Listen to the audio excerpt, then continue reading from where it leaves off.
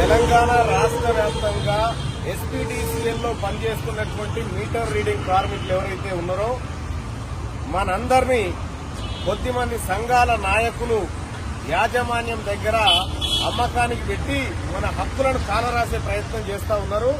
నేను meter reading కార్మికులందరికీ కూడా చెప్తా ఉన్నా, ఈ సంఘాలను వదిలిపెట్టండి.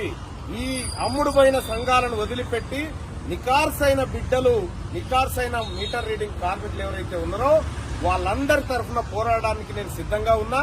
ఈ చిన్న చిన్న తాయిలాలకు లొంగిపోయి శాశ్వత హక్కులను కాలరాసుకోవద్దని చెప్పి రిక్వెస్ట్ చేస్తూ వచ్చినటువంటి మీటర్ రీడింగ్ కార్మికులందరూ చెప్తా ఉన్నా, మీ అన్ని సర్కిళ్లలో ఉన్నటువంటి వాళ్ళందరూ కూడా ఈ సంఘాలను వదిలిపెట్టి రండి. మీకు న్యాయం చేయించి మీరు కోరుకున్నటువంటి హక్కులను సాధించే దిశగా తీర్మానం మల్లన్న మీకోసం ఈ రోజు నుంచి పూర్తి స్థాయిలో ఉద్యమాన్ని భుజానికి ఎత్తుకుంటా ఉన్నాడు. మీరందరూ కూడా రండి అని చెప్పి నేను అందరికీ కూడా తెలియజేస్తాను. అలాగే యథావిధిగా గత కొన్ని రోజులుగా మనం ఏదైతే మీటర్ రీడింగ్ విధులను బహిష్కరించినామో మీరు దాన్ని కొనసాగించండి. మీటర్ రీడింగ్ తీయవద్దు. మీటర్ రీడింగ్ తీయకుండా మనం సమ్మెలో కొనసాగాలి అని చెప్పి మీ అందరు కూడా తెలియజేస్తాం.